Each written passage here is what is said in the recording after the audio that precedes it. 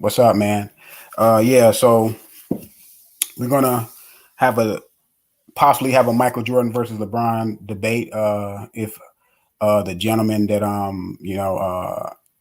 I spoke to yesterday, if he want to join, we probably had that. We're gonna talk some football, talk about these playoffs, and get people's Super Bowl picks on wax and see what people, what I'm saying, see who y'all think gonna win the Super Bowl.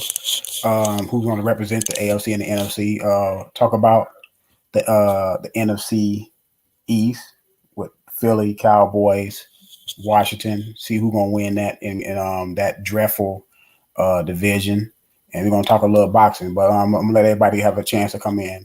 I'm going to put it on pause real quick. Hey, the description is in the link is in the description. Anyone can join to speak your piece and have your opinion. I'll be right back.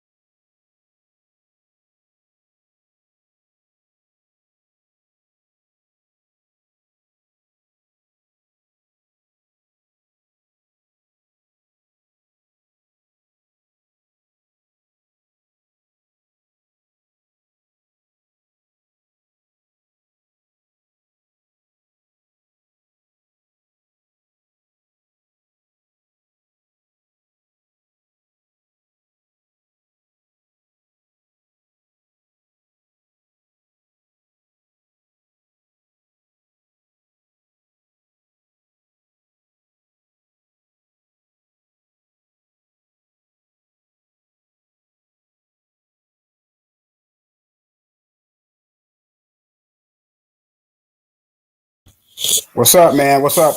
Yeah, it's gonna be a debate. We're gonna debate this. I'm waiting for everyone to have a chance to come in. I still got people coming in. LeBron James lost it a long time ago, and he's too far behind to recover. Hey, the guy he wanted to debate it, so we're gonna debate it. We're gonna have a nice, passionate debate. Good debate. So, what's up, AJRX? But if anyone wanna, I mean, if you want to hit the link, you can hit the link. I'll let you in, and if you want to speak on the Michael Jordan, LeBron James thing, I know I just seen that you say that it's no debate because LeBron James has lost it a long time ago. But it's some people that's opening the debate back up. It seemed like LeBron James won a title in the bubble last year. Listen, it is what it is. I did call it before anyone went and played in the bubble. I said if they start, what's up? I said if they start that basketball stuff back up, man, and playing that bubble under those circumstances, I said I can't take I can't take it serious, man. I just can't. I just can't take it serious. But it is what it is. You know what I'm saying? So LeBron James won another title, so people are saying the debate is open again. So I guess the debate is open again. But we're gonna I'm gonna do this debate one time, last time, and this is the last time I'm going to do it. But I'm gonna let people get a chance to get in, man, before we start talking. We're gonna talk some football, because football is a hot topic. The playoffs are about to start, so this is the last week that's coming up. My Bears have a chance to get if they beat Green Bay, which I don't think they're gonna beat Green Bay, man. To be honest with you, I remember was it like 4 or 5 years ago? The Bears was in a similar situation. They had to beat Green Bay to get in the playoffs, and they couldn't. And I think this is gonna, man, the Green Bay Packers have been kicking our butts since I've been watching football. And I've been watching the Bears since '85. The first the first ever football game I ever watched was the Bears in the Super Bowl. I was like 9 years old, and I've been a Bears fan ever since. See, I came in on the winning end. I came in, and I just thought that's how it was going to be. You know what I'm saying? So, but yeah, Green Bay. First, it was Don the Magic Man Mikowski kicking our butts for a couple years, and then I remember he got hurt. I remember when he got hurt in the game. I mean, I was young, but I was happy the man got hurt. I was like, man, we got a chance to beat Green Bay. And then this guy came off the bench named Brett Favre. I said, man, who is that? Man, we gonna win this game. Man, this dude got off the bench, man, and became a Hall of Famer.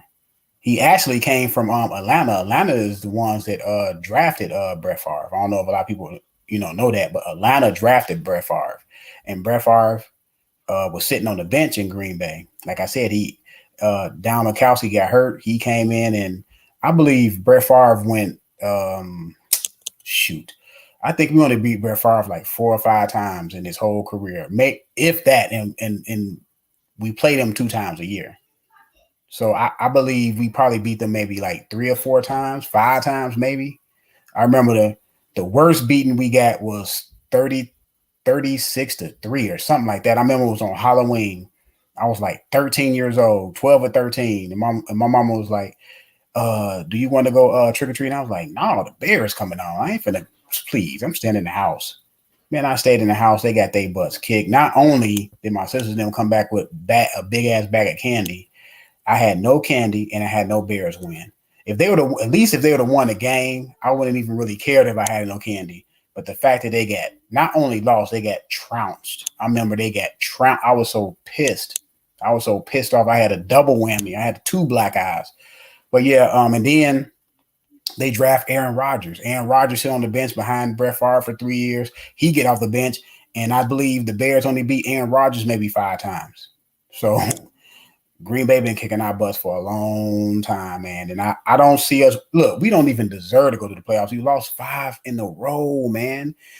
If you lose 5 in a row in the season, I don't think you should ever. I think the commissioner should come in and step in and say you don't even qualify for the playoffs if you lose 5 games in a row. That to me that's unconscionable that you can lose 5 games in a row and still go to the playoffs. But it's not worse as that NFC East with Dallas, Philadelphia, Washington. Is not and is not worse than that. And the Giants is not worse than that division, because whoever won that division is. What if what if the team that win that division? What's up? What's up, Coach K? But what if that team that win that division go on to possibly do some damage in the playoffs? What if the Cowboys win and they go in there and start doing damage in the playoffs? Man, that's gonna be some crazy shit, man. But yeah, what's up, man? Can you hear me? Yeah, I'm here. I'm just listening. I'm moving Oh, around. okay. I thought something was wrong with my volume, but yeah, I'm just waiting for guys to come up in here. I'm waiting for that guy to come in. They want to debate the LeBron James versus Michael Jordan. That's the headliner right there. That debate right there is the headliner. So let me see. He said he'd get off at 7 o'clock. That's why I made it for 7:45. Do not. Okay. Let me see. I want see his Phil to get in here to talk this football. Hey, I hate to bring it up, but we got to talk about this Cam Newton thing, man. We have to talk about it a little bit. We have to carve out a little section for that. I know, you know what I'm saying. We just have to. Let me see this. Let me see this.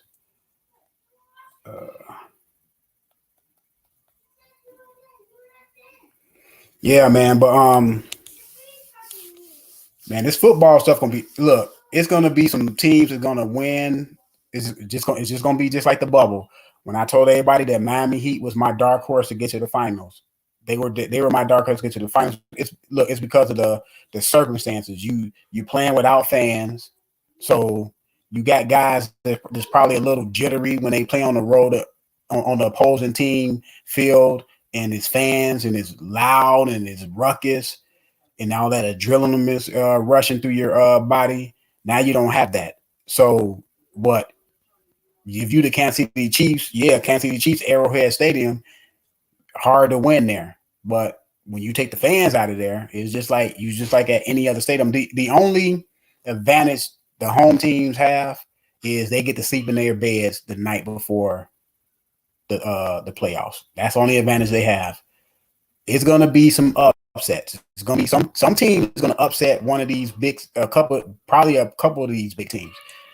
You're gonna have it may come to a point to where you're gonna have a team that go to the Super Bowl. You're gonna be like, how did that team make it to the Super Bowl? Because this is the year in this whole pandemic thing and this COVID-19, how it's curving all sports and all that stuff. You're gonna get you're gonna get things that you wouldn't normally see. Like I believe Miami Heat was what, the 6th seed? They were the 6th seed. I'm still going through our history of the NBA and see how many 6 seeds made to the finals. Not that many 6 seeds made to the finals, if at all any. So it's going to be curved due to the circumstances. So I'm picking Green Bay to face Kansas City, but I just have a feeling one of those teams is not going to make it there. It's going to be a team that we look up and say, man, how did they make it there? No fans in the stands, man. No home field advantage, no home court advantage. And that's, to me, that plays a big part, especially when you at home. You have the look, and especially in football, because we all know football, it's a lot of signals. What's up, man? Hit the link, Brandon. Hit the link, and I can let you in. You see the link? The link is in the description. If you scroll up, hold on, let me put another. I'm gonna put another link in there so you can hit it.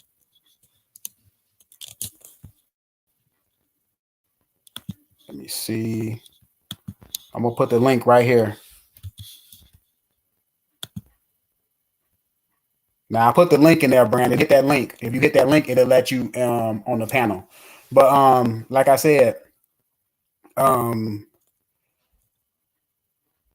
it's going to be a team that's going to make it, and you'll be like, man, how did they get there? It's going to be a crazy NFL playoffs, I believe. But we'll see. I want Phil to come in because I want him to talk about them Dallas Cowboys. I believe Dallas have to win and Washington has to lose. Washington has their destiny in their hands. If Washington wins against if they win versus the Giants, they're in the playoffs. They should beat the Giants. Now, the Giants, they do have a good defense. Their defense been playing well the last five weeks, but the starting quarterback is hurt. Washington got a pretty good defense themselves. They got a pretty good running game. Washington just having a quarterback issue. But Washington should win that game, man. Washington should win that game. Like I said, if my Bears win versus Green Bay, they're in. If the Bears lose, I believe the Cardinals are in. And in the AFC, my guy Lamar Jackson, man, I don't think they have their destiny in their own hands. I believe they have to win and somebody else have to look go Brandon. Let me add you. What's up, man? What's up? What's going on? What's up? I'm just now. Hey, how you doing? I'm doing good, man. What's up? We gonna talk this football. I mean, I don't know. Do you like talk football and boxing and basketball? Yes. I'm gonna say something. Hello, ladies and gentlemen. My name is Brandon Lastly. I am a mixed martial arts sports combat announcer. I pretty much announce a lot, and I pretty much deal with the local high school teams in my area of Arkansas. I deal with a lot of athletes, and I speak, we talk, we have discussions. Man, it's a lot, man. I deal with a lot, and I'm just proud to be on the show. I want to say, like, everybody might think this game with Green Bay and Kansas City, I got to say something on that. I am a big Packer fan. I mean, diehard Packer fan. I've been a Packer fan for a long, long time. So, even the days of Brett Favre. So, man, I'm going for the Packers on this. And I think the Packers have what it takes. Well, speaking of football, we should bring up this the pandemic that we are living in. Guys, it is very serious. They're canceling every college football game imaginable. Man, you guys got to realize it is like a mind-blowing. I mean, today they just canceled Arkansas and TCU, and I think a few more others will be canceled before it's said and done. Now, what if they cancel the college playoff? Now, what is that going to mean? Well, what will that mean if they cancel it? The question is, should they cancel the college playoffs and try again next year, or let it continue to play? What's your thoughts? Ooh, it all depends on the spike in the number of people getting the virus. I didn't hear that they was going to possibly cancel that. Are they talking about that? It was being brought up because I was watching that the Paul Feinbaum show, and he said, now that could happen. That really could happen because like today, like I said, they canceled Arkansas and TCU. And I was like, wow, that's something right there. It's a lot going on in sports. And that's why I urge everybody, man, please get tested. Please wear a mask. Please just be masked up because it's going to get better. It's going to get worse before it get better, man.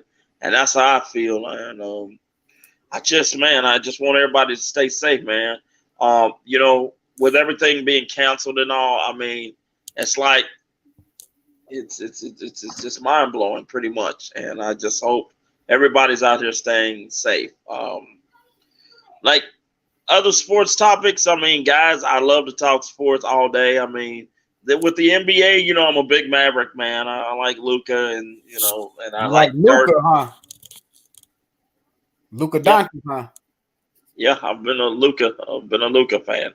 Now I see you have this Michael versus LeBron, right? Yes. Because this one guy, we was going back and forth on Facebook, and I just told him, I said, hey man, I like to go live and chat it up with a lot of guys on the panel. I bring guys in, and anybody that want to get in the comment section, they can come in and speak their piece. So we were going back and forth, but I don't like to keep typing, man. I'm not I don't want to do that.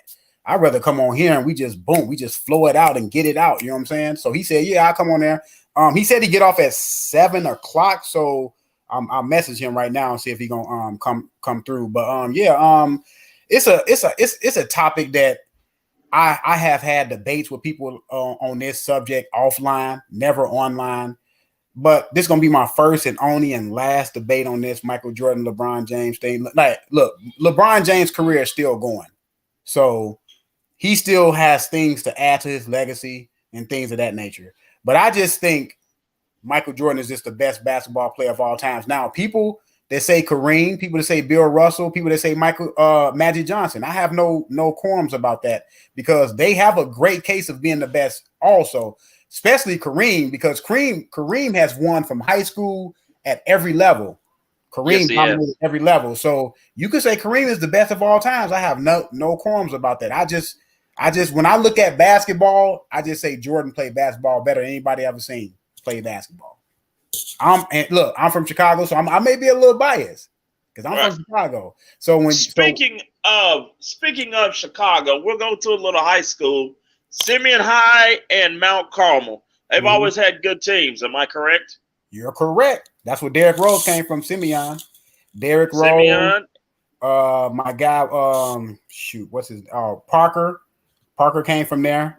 It's a lot of people came. The kid that got killed in the 80s, he came from there. Yeah.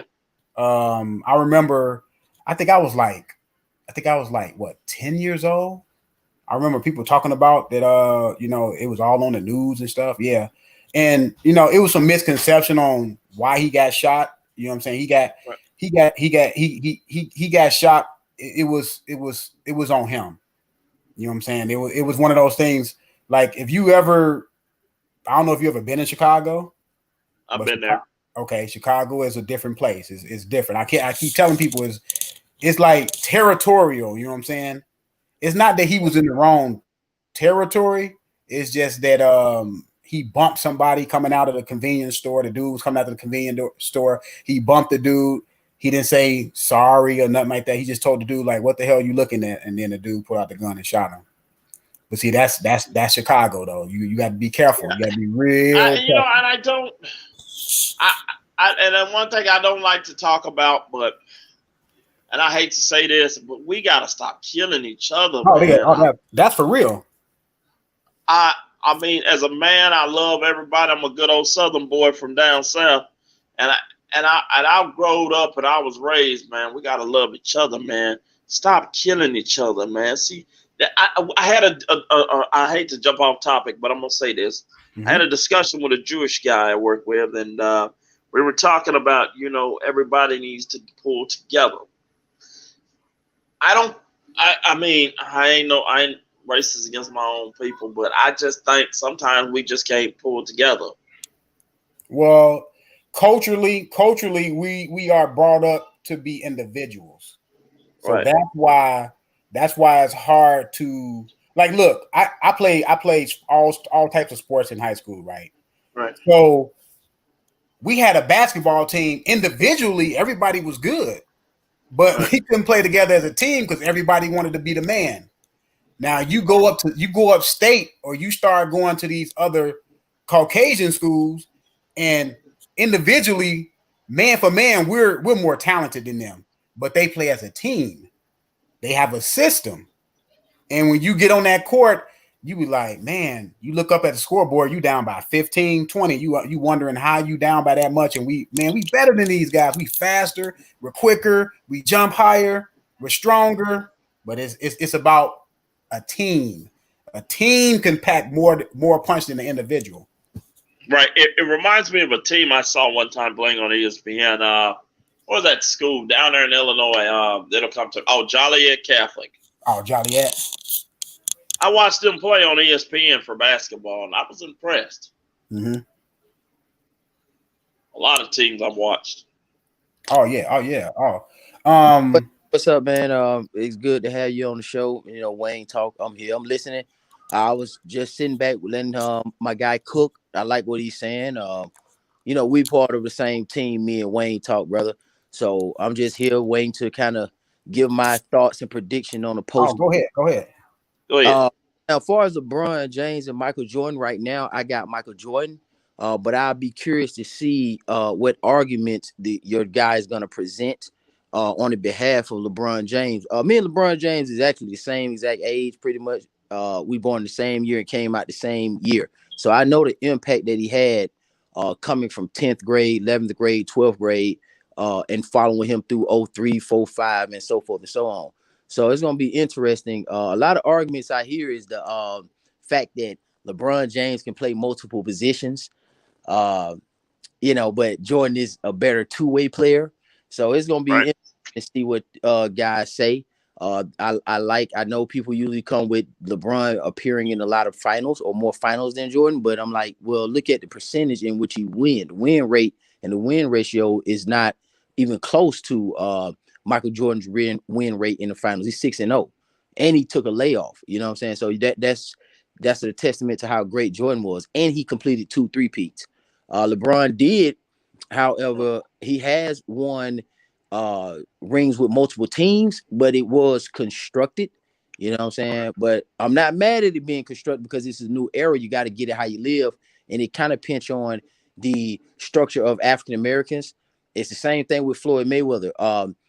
People kind of get uncomfortable when blacks achieve economic or strive for economic independence and economical superiority. And I don't understand why that is the case because, again, I'm a history and geography major, and I'm at Clayton State, and I'm from Georgia, and I served in the military. So politics is broken down into 2 sections, and this is across the board: sports, social issues, whatever. Social issues and economics.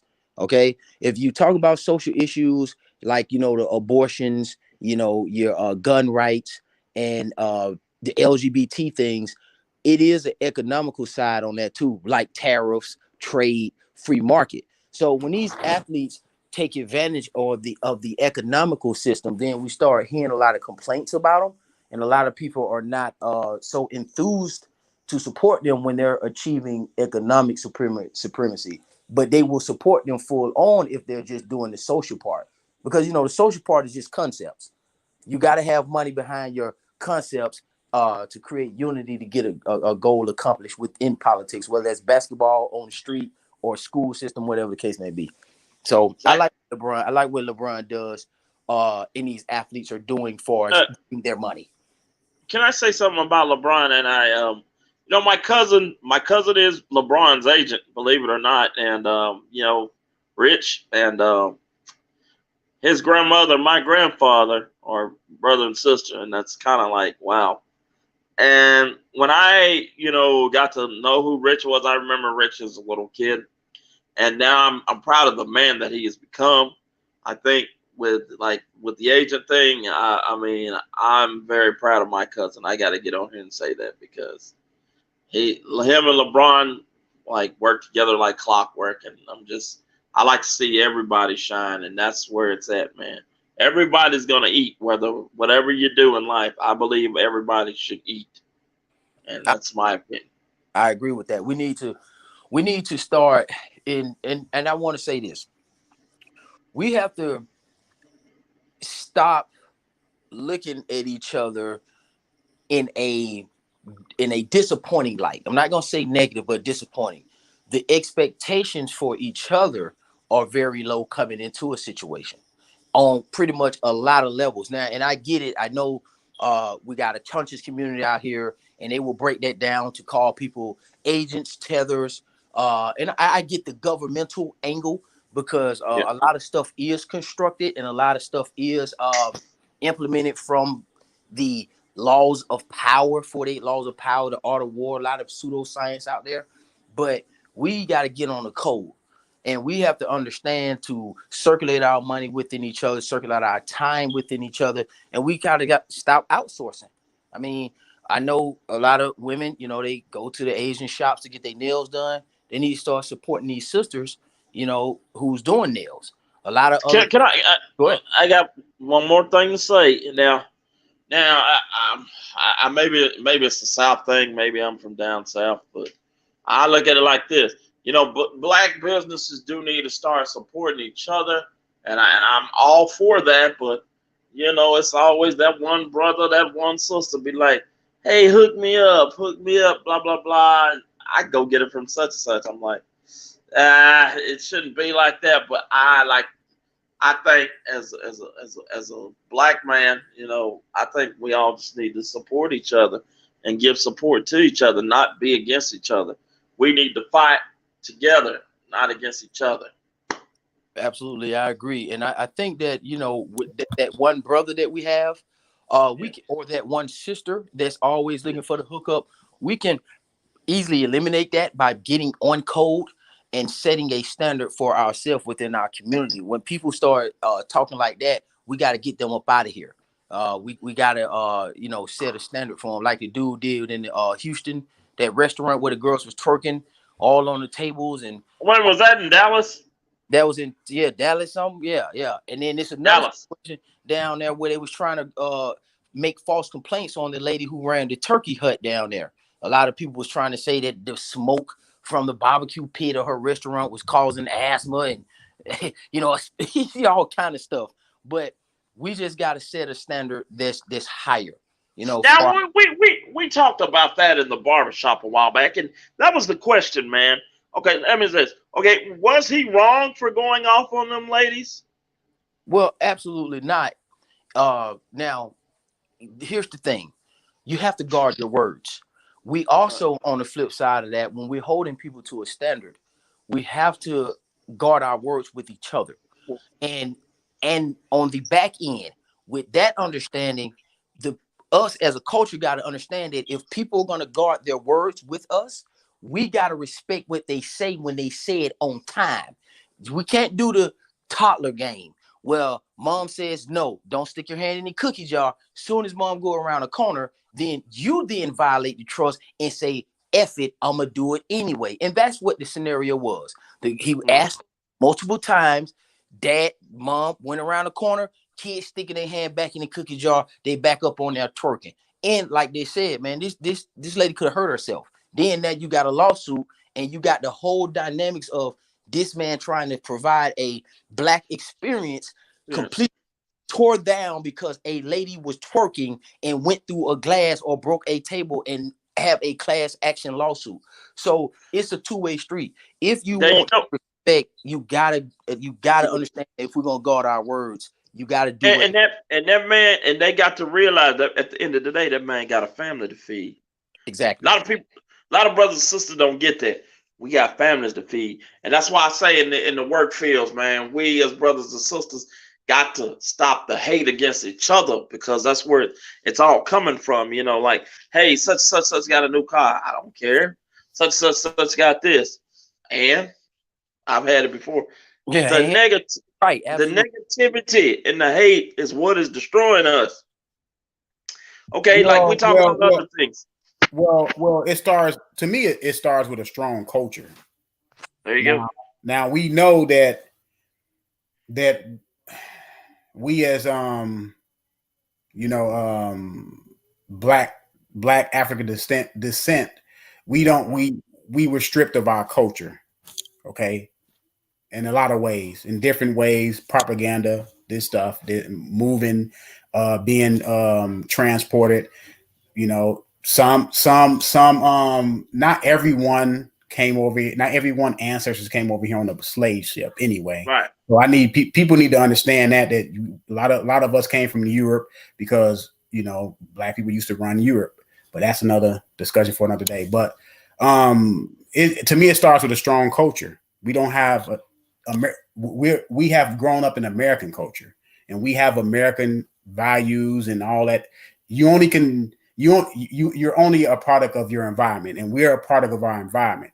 Doesn't mean we can't eventually come together. The only reason why we're not together is because so long we was not together for a long time. So it's going to take a while to get used to coming together, because we don't know what it looks like as a whole. I'm saying as a whole. I ain't saying right. Because you do have pockets, you know what I'm saying, that hold on to and hold on to their values, and probably have a stronger culture, trying to carry on a stronger culture. But I'm just saying, as a whole, we're not there as a whole. That's why you get that hating on a person when they come up, instead of appreciating how they came up and working hard like they worked to come up.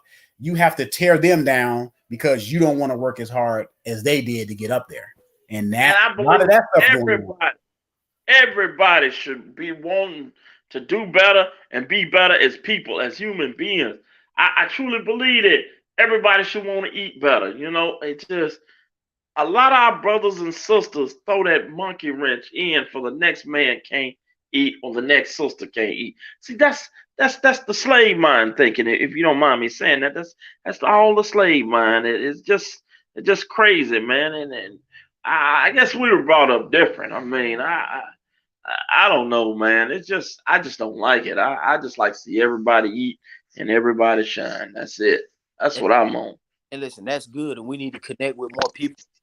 We need to use the internet like we're doing to connect with guys through sports and camaraderie. And this is how we start that. Instead of using social media for always entertainment or just to sell something, which is great. We could get together, we could communicate, we could talk, and we could build a network through YouTube, through Facebook, through Twitter, through all the social media platform. It doesn't have to be just an entertainment factor. It's a connection networking factor. So my thing is this, like me, my personal goal is I want to take District 5 in Atlanta. You know, right. Just had an election. Elizabeth Stanton, if you guys know who are familiar with her through politics, she just lost it to a lady named Nikema. So after I complete these courses at Clayton State and get my history degree, I plan on going into District 5 and creating some momentum to create a new breed of politician. And what type of guy I want to be is somebody who receives input from the public and then make it happen. Too many politicians always sell you on what their goals are. That needs to be reversed. That person needs to be to absorb your goals and bring your goals out of you by consistently asking you what it is that you want and be able to filter that up through the political system, which the public pays for anyway, versus it being the opposite. They coming out, you're going to do this, you're going to do that. It doesn't work like that. And a lot of politicians get wrapped up in that, in my personal opinion. So we got to reverse that, man. We got to reverse that. I have one more thing to say. We talk about that, but you know something we've never brought up, and I've always wanted to ask this. Why doesn't the HBCUs get to play more of the Division Ones for football? Is that like do you really think that the cupcakes why do you think they call the games cupcakes? Well, I believe it's a money thing too, because you know these colleges pay other colleges to play to play. Like if you want to play a so-called cupcake team, like say if Notre Dame want to play at the Division II school, they actually pay them to play them. Right.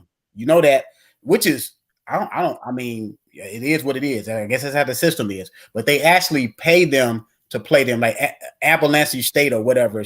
Remember they almost beat Michigan one year. Remember they did beat Michigan. No, they did beat them. Oh, yeah, you're right. They did beat them. They paid that team to play them, and the team beat them. So I don't know why they don't play up. Maybe they don't want to shed light to some of that talent because, hey, it's a like I said, it's a cultural thing. Maybe some of those teams may start doing good. You know what I'm saying? You don't want to get beat by one of those teams, and then people asking like, man, why that team is not being more light and shed on that team. It's all political. We know that. We know how it is. You know what I'm saying? I'm liking what Deion Sanders is doing. That's what Me too. I was going to get on that. I'm liking what Deion Sanders is doing. That's my dude. This man has put together a nice recruiting class. Now, my only thing about Deion Sanders is, you know, he's going to have to keep his nose clean. Because a lot of these big time coaches, they're gonna start trying to come after him if he continue taking their top talent. He's gonna have to kind of walk a tight rope because they're gonna try to start throwing stuff at him because he has the clout to get a lot of these top recruits. He took the number 4. He took the number 4 running back in the country. Not to mention the number 3 lineman in the country. Not to mention. He went through and cleaned up. He took some of the athletes from your Big 10s, your Pac-10s, your Big 12s, Pac-12s, and they all down in Mississippi.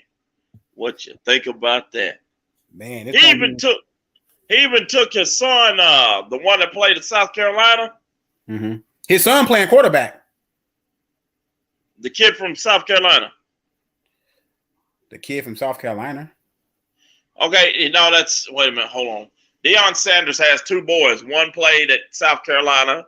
Yeah. And one played at that Trinity High School in Texas. The one is ready to play now is going to be his quarterback. He recruited his own son. All right, and the one kid he just got was when Will Muschamp got fired this year. Mm-hmm. I'm like, wow, that's something, man. I'm proud of Deion, but I'm gonna tell you a little something. He gonna have to. Hey, hold on 1 second. Another guy in our circle, our panel that is always, having good content is Phil. Phil, this is Brandon. I connected with him on Facebook, and he decided to come on the show. Phil, Brandon, Phil. How you doing, brother? What's going on, my brother?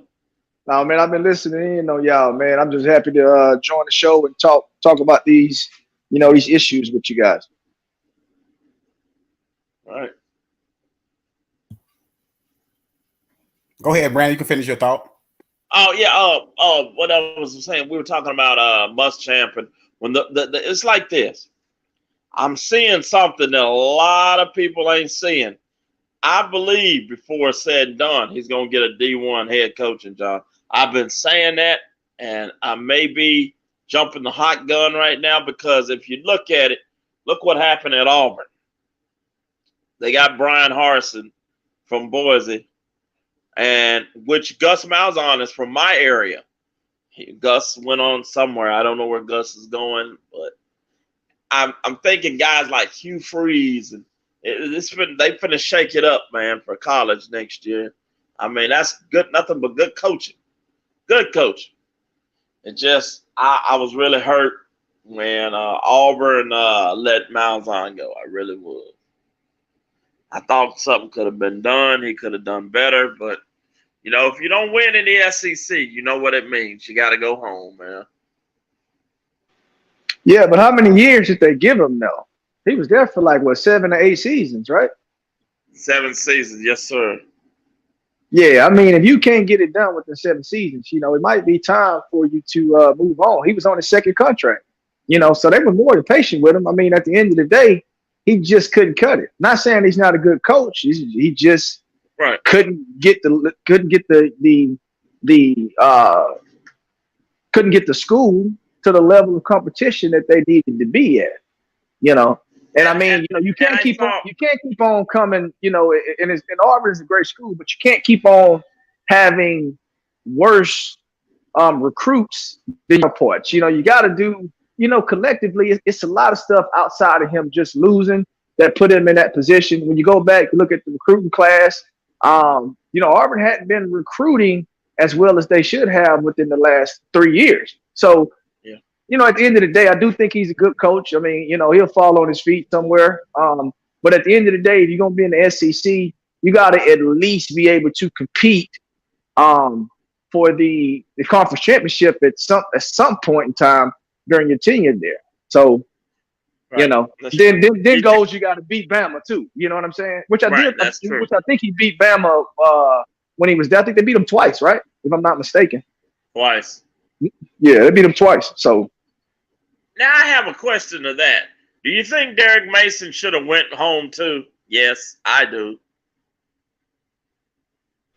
Yeah, no, I agree with you. I mean, look. Yeah. Go ahead. What you about to say? Huh? You about to say something? Yeah, I just feel like Derek Mason did not put the work in at Vanderbilt. I'm sorry, I'll say it. I feel like he could have done better. But that's Vanderbilt we're talking about. It's like, I don't know, some junior high school to me. But I feel like Vanderbilt should have done better. But now that they got Clark Lee from Notre Dame, they might turn it around. But then again, that's the SEC for you. Yeah, you know, I kind of agree with you. You know, it's when you get into a position like that, you talking about a school like Vanderbilt, and all the schools surrounding Vanderbilt, as far as like within the conference, are so good. It's not a lot of pressure on you. You know, at the end of the day, you know, you're going to be able to have decent recruiting classes just because you get to play against these schools. So they do have good players that come through Vanderbilt. You understand what I'm saying? But I just think the athletic program and just far as the director, I think, you know, they more focused on not so much football. That's not really their lane. You know what I'm saying? Right. And it's just not a lot of pressure on those guys over there. You know, you can go to school. They need to start set. And that's another thing. These Catholic colleges like Notre Dame, I'm a big Notre Dame fan. I've always been since the early 80s. I think it's time to let up the moral conduct standards, man. We're going to have to start letting up standards in order to win. I've been a little disappointed in Coach Brian Kelly. I thought that maybe we should do better. I don't know what happened to us when we played Clemson the first time, but it's all good. We just got to. Well, let me tell you this thing about Notre Dame, right? So when you talk about these guys, they're what I consider the football's definition of white privilege. You understand what I'm saying? Notre Dame every single year has to lose their way out of the tournament championship. You know, they literally have to lose their way out of the tournament championship. You know, and I think honestly, when you go back and you just look at Notre Dame and the way they've been playing since the tournament has been there, these guys really, like, I'm telling you now, they finna get smoked coming up here. You understand what I'm saying? They're about to get smoked. You understand? They don't belong there. I'm gonna be honest with you. Come on now. Give us our due. We beat everybody this year. But we gonna see. Y'all got Bama in the first round, right? I don't speak English, but okay, yes, we got him It the first one. that year when Hawaii was doing their thing and Georgia beat the brakes off of them. When Hawaii was good, what that was about 7 years ago. When it was 7 years ago, Hawaii was good. They had Brian Kelly. They had to play Georgia, and Georgia beat the brakes off them. This right before they started the playoff system. Yes, I remember they played Russell when they played LSU and he blew them out.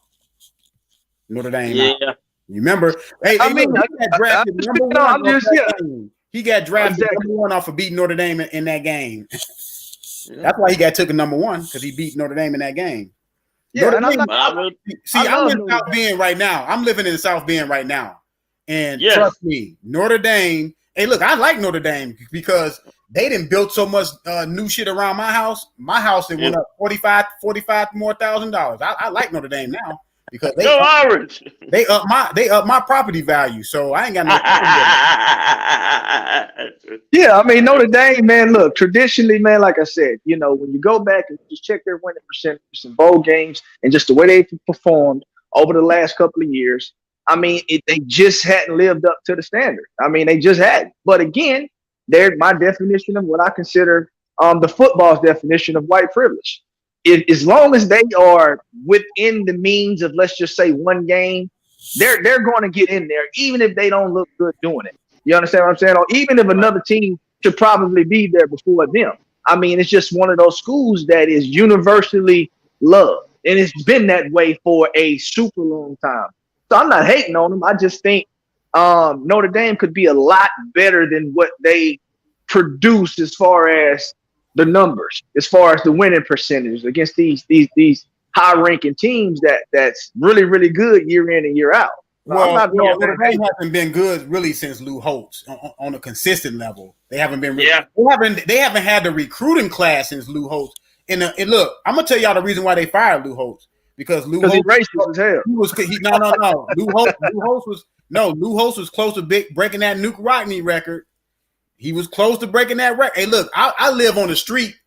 The one street next is Rockne Avenue. That's his street.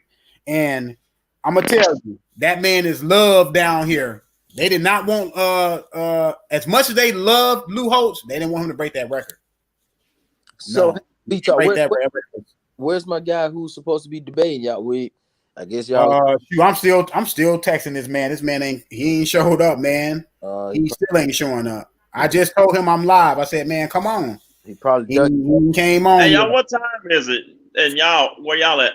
It's 8:13 here. Yeah, I'm Eastern time. Yeah, it's 7:13 here. Oh, you? I'm same time. I'm same time with you. I'm 7:13 as well.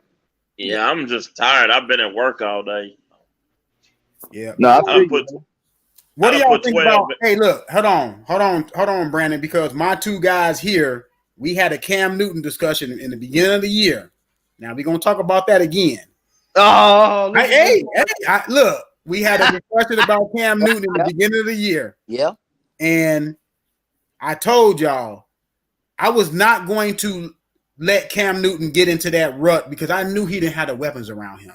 I just knew he didn't. I know. See, people are talking about it now. Oh, he don't have a weapon. He did. He never had the weapons in the beginning of the year. That's why he didn't have a good year. He didn't really play bad. So y'all was right that he didn't really play bad. Y'all was half right. He didn't play bad, but I kept telling y'all that man had the weapons around him. He just didn't. No, that Patriots defense was going to have to play historic for them to even get in the playoffs. And I agree. It's a bad deal. Now Cam Newton value. Now what do y'all think his value is now? Now that he God, I you know what? It just the way he been playing, like, let's see, hot garbage. I just think right now he gonna need some help. Every quarterback, everybody, y'all gotta realize this. Every quarterback that plays in the NFL needs a little help. Like, look at Tom Brady. Tom Brady got the weapons. Just trade places with Cam Newton, Tom Brady.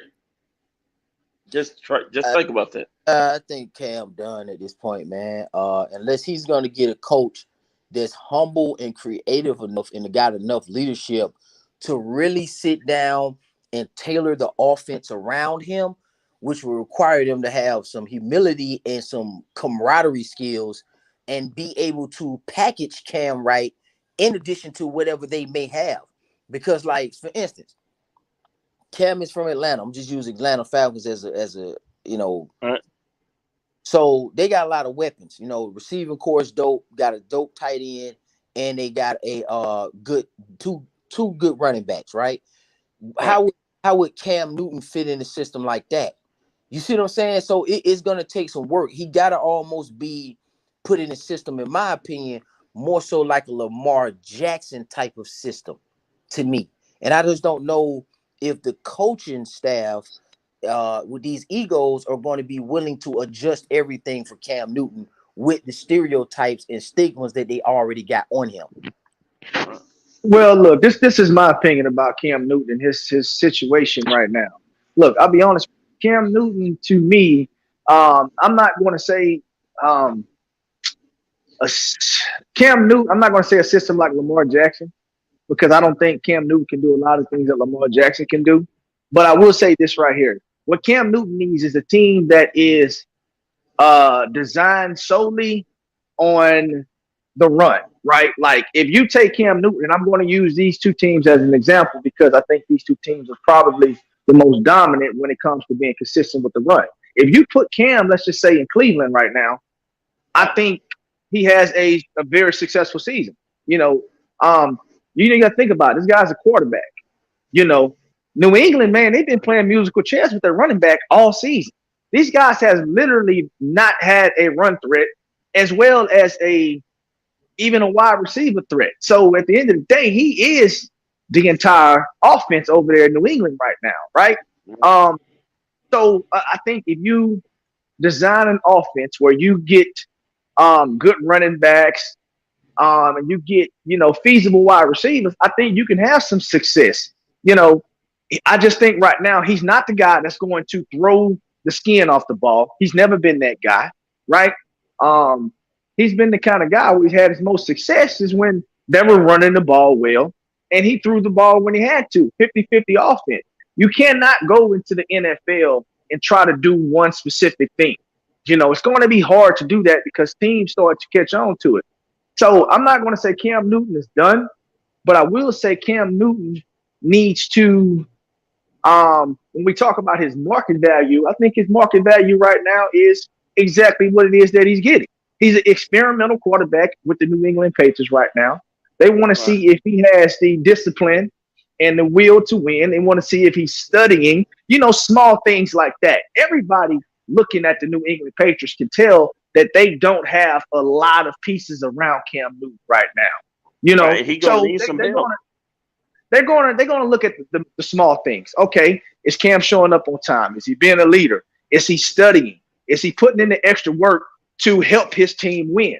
I think that's all the things that people who may go out and seek Cam Newton are going to ask Coach Belichick if Coach Belichick decides to move on from Cam Newton next season.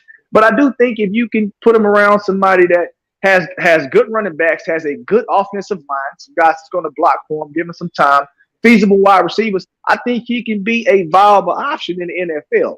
So, that's just my opinion on it. I don't think he's done, but he can't have another season like the one that he just had.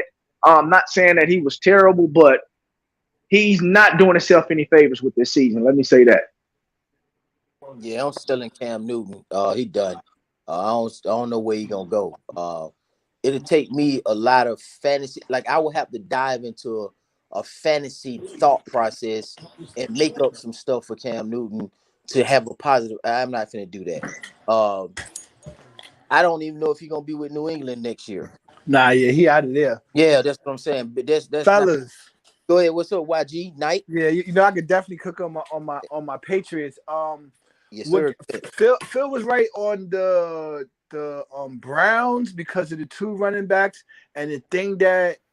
Hey, Zone, take over for me for about 10 minutes. That'll change this baby. But hold on. My question is though. I mean, that's. I got you. Zone. Let me just get this one part out. I was about to say the thing that Cam really needs hold on, that we didn't have. I was talking before you jumped in. Then you jumped in and introduced yourself. So the Cleveland situation is a fantasy situation. Baker Mayfield over there. So I'm talking about a real scenario in which that's a clear path where he could go to another team. Cleveland is not an option right now. So Right. realistically, what he do? Go ahead, you got it. No. No, I'm saying no. And when I use that as an example, I'm saying he's the team that is designed or set up that way. The Cleveland Browns, or let's just say the Tennessee Titans, guys that lean heavily on the run is what I'm saying. I'm just putting him in a scenario where I think he would be best suited. Not saying he's going to go to the I know team. what and the reason why You know I what I'm agree, saying. the reason why I agree with Hold on that for a because second. I was saying Hold on, that I'm saying, Cleveland has. Roger, you can get it. What I'm saying is, I know what you're saying, but it also has to be realistic in real life. Like you right that like he can be surrounded by all kind of stuff. Like all kind of trades can happen. I get that, but realistically, as it stands, he has no tangible path to a successful path right now as a quarterback. To me, There's some teams out there that he can go to, but go ahead, YG. Yeah, so I was trying to say the thing that like that he needs, and Phil was right too with New England, that our running back has been a carousel because Sony Michelle got hurt, then Harris got hurt. So that in our backfield has been a carousel back there. Then on top of that, what Cam really needs, and why I was going back to a team like Cleveland, we're not going to say Cleveland because you're right about that. They got their quarterback, but a team with two running backs, two good tight ends, or at least one solid tight end, and a slot receiver, because he's really not a throw outside the numbers guy. He's more of a throw inside the numbers right there. Like to me, when I got a way more chance to watch him this year playing for New England, that delivery is like funky. Like it looks like he's hurting when he throw the ball like that. Like I don't know another way to describe it, but it just looks funny. Like, and then a lot of his throws is be short. He short arms it. It's like his throwing motion is just crazy. But he really just needs like that a running team, like y'all was saying, with two tight ends, because you want, if you're gonna run the ball, you put two tight ends at the side, and you know what I mean, that'll help y'all running. And then when y'all do the play action, Cam could just dump it off in between the numbers, because when he throws outside the numbers, it just looks funny. And then Elderman was out like, you know what I mean, for half of the season, so he was fighting an uphill battle on the team, because, and then on the another thing that he's missing, his good year on the Panthers, the defense was damn near lights out. Like, our defense this year was just horrible. We had a lot of people sat out. The defensive player of the year, he was hurt for half the season. So like that was an uphill battle for him. He's not going to really win running the ball, and you can't, like, your defense is not showing up. Like, even that Buffalo game, the tackle jumped offsides 2 times, gave the team first down. Right. Like, that should have just usually doesn't happen with New England. But in a season like this, like, the cookie just crumbled. Now it's back on Belichick. He could go into the draft, and he got build. He got some solid players. When I say solid players, he got solid players coming back. He got Hightower coming back up the middle. He got he got a bunch of players just coming back. So there's a chance next year. I guess we're gonna see what he's gonna do with the quarterback situation. Maybe he puts some picks together and move up in the draft to get the guy that he wants, or maybe the guy that he's been looking at is just gonna fall to him. That's one of the things that's gonna be interesting in the draft, because now, after a while, I want to see how much rope he got. How much rope is Robert Kraft going to give him if he's going to have these type of seasons without Brady? That's true. I thought about that, but how much rope you going to give him? A man that won 6 championships. How much rope you going to give him? Because I done seen coaches take their team all the way, be coach of the year, and still get fired. And then a lot of his decisions, I could go back from his draft. You know, there's been drafts where he cut the whole draft. Like, he cut the whole draft. So his decisions been shaking. It's been working because they've been winning. So, like, I really want to see how that's gonna play out. What Robert Kraft gonna do?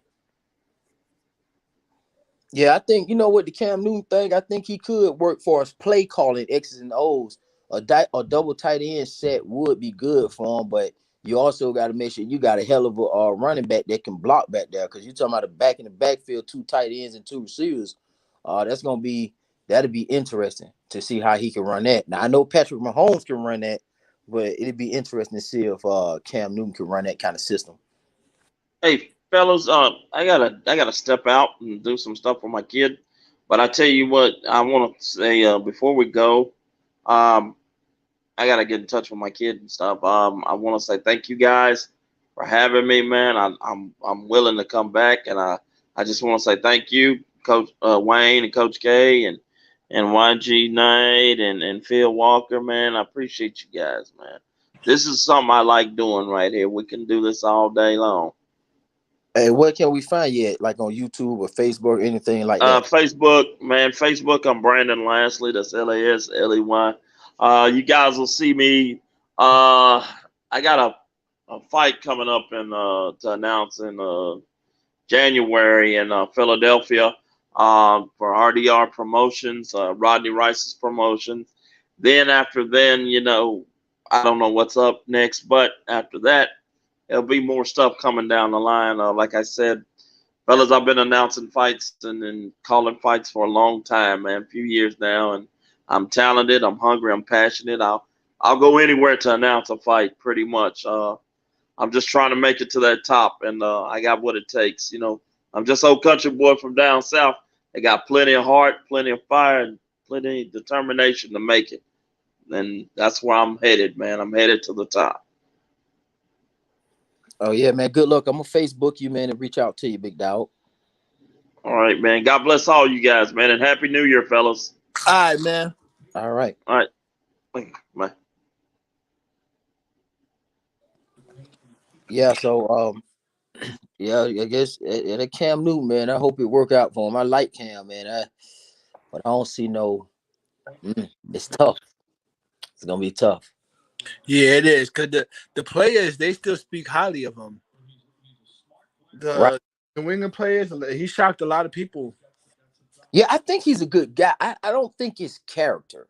I don't think that's what it is. I think all of that man, you got to be able to deliver that ball, man. Like come on, man. You got to throw them strikes. NFL's a passing league. I mean, we'll see, man. I was with him at the beginning of the season, and I've seen enough to, just be like, no, it ain't gonna work to me. You know what I'm saying? At this point. So yeah, but the defense, man, the defense was just horrible. We too many big plays giving up on the defense.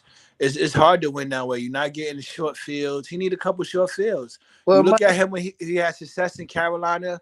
The defense was turning the ball over. He gets some short fields. Special teams doing good. Even special teams for New England has been horrible this year. So I like when I look at this season, it's more than Cam Newton. Yeah, and it's bigger than Nino Brown. Buffalo gonna be a problem. I think that it's still, even if New England get good, it still ain't gonna save them from the fact that Miami and Buffalo has drastically improved. Yeah, they have arrived. Yeah, so yeah, nah, but I ain't worried about them guys, because okay, we get our guys strung back up the middle. Like that's gonna change everything.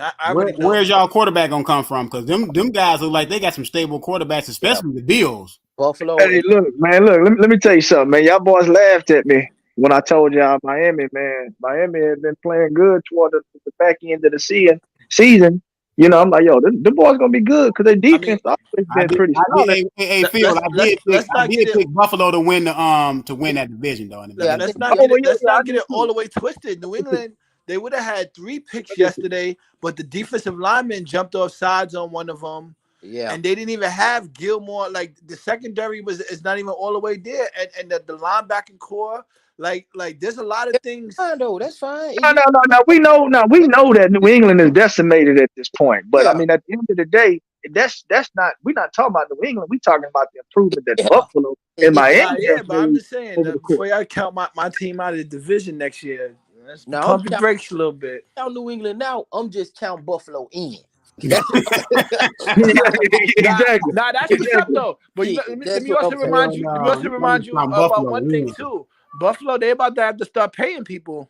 Yeah, they gonna have to, but now they got. I mean, because next year a couple of people on that squad. But hold up, though. Who they gonna have to pay? Yeah, They got paid. They got paid a middle linebacker.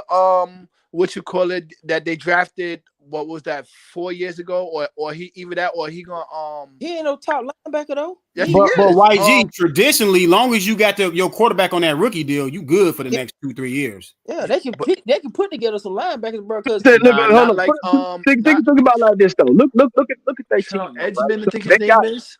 so they got Diggs. They got Diggs. Diggs ain't going nowhere. Yeah, he under contract. He under contract. Beasley, he under contract. Josh Singletary.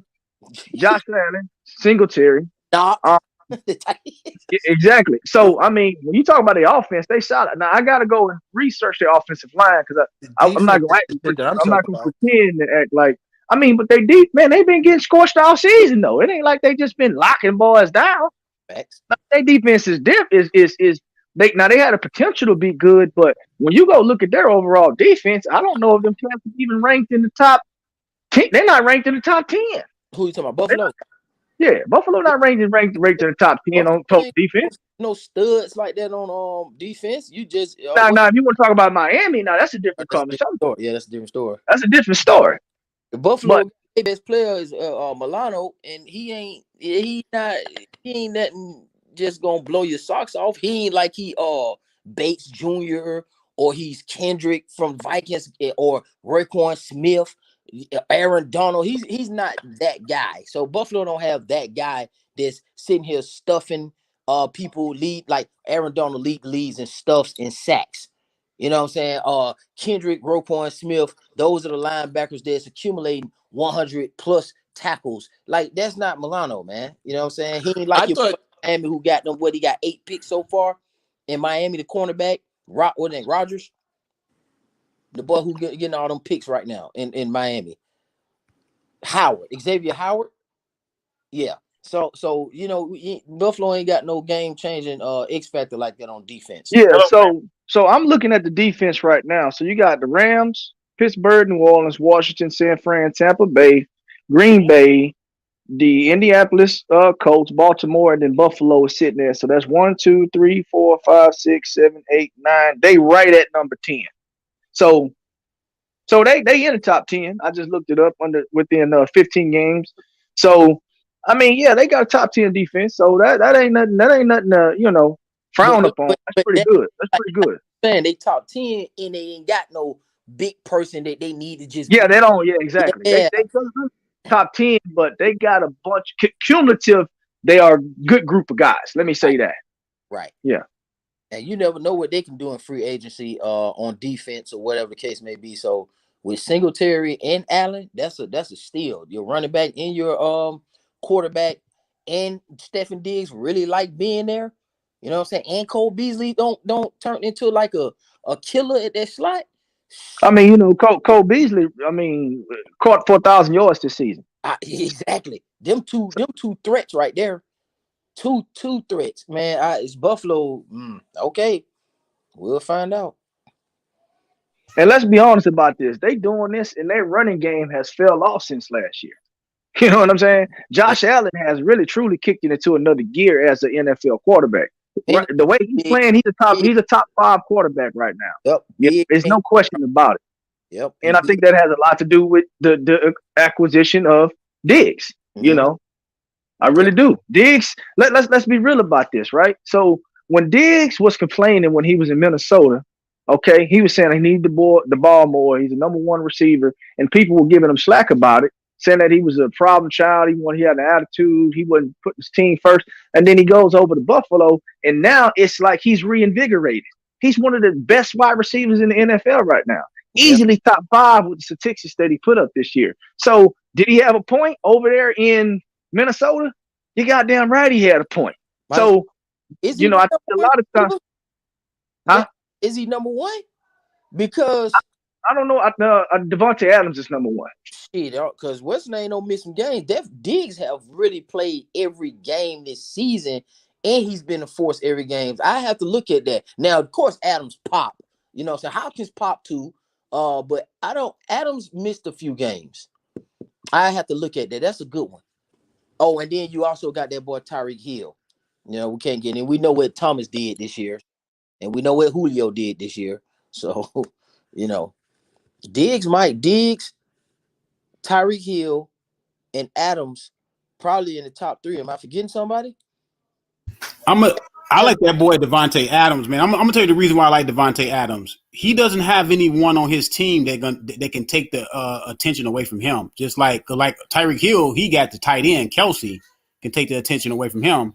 Who else? Jones though, and they got the tight end is pretty. Tanya is pretty dope. So he just like Yeah. Tanya. I ain't saying he's Kelsey, but he definitely probably top 10 this year at least. Top 10 tight end, and then it's a big drop off after the top 10 tight ends. It's a big drop off at the top 5, kind of. So look, let me give it to y'all right now because I actually have the statistics in front of me. So right now we're looking at let's look at the receptions as well as the yards and as well as the touchdown. Yeah. So you have right now Stephen Diggs leading the league in receptions with 120. Mm-hmm. You got Kelsey. You got D Hop behind him with 111. Then you have Devontae Adams, and then after that you have Travis Kelce. Okay. All right, we go to the yards. Diggs is also leading in yards with 1459. Then you have Kelce with 1416, Hopkins with 1372, and Devontae Adams with 1328. Uh-huh. All right, now you go over here to the touchdowns. Diggs has 8, Kelce has 11, DeAndre Hopkins has 6, and Devontae Adams has 17 fucking touchdowns on the season. So, it's just Kelsey like a receiver, ain't he? Kelsey, man, Kelsey. No, hold on, I'm gonna tell you something. Kelsey and Waller from the fucking the Raiders, yeah. two best tight ends. Two best tight ends, hands down. They're like receivers. It's no denying. But you know, Waller came into the league as a receiver. He just ate his way into being a tight end or muscled his way into being a tight end. Yeah, they lined him up. With Waller, and it wasn't that he ate his way. Waller had to go to rehab. He went to rehab. So when he went to rehab and he wasn't working out and he was solely focusing on just being a recovering, substance abuser, then that's when he put the weight on. Yeah. I mean, that's what you got to think about it. This guy's a 4-4 sprinter sitting at tight end. The other night when they played, they put the best cornerback on the team on him. You know what I'm saying? Like, because he's that good. He's that kind of a guy. I mean, at the end of the day, these two guys are basically like wide receivers out there. Basically. They're just sitting at they're just sitting at the tight end spot. Yeah. So yeah, Kelce is definitely a force without a doubt. This dude is ridiculous, and he's been doing it consistently over several seasons. And Waller just kind of picked it up just now. And he got Patrick Mahomes behind him, so that's even more dangerous. Like, it's just exactly. Yeah, he gonna be like that for some years, and they don't have to put all the load on him, so he'll stay healthy.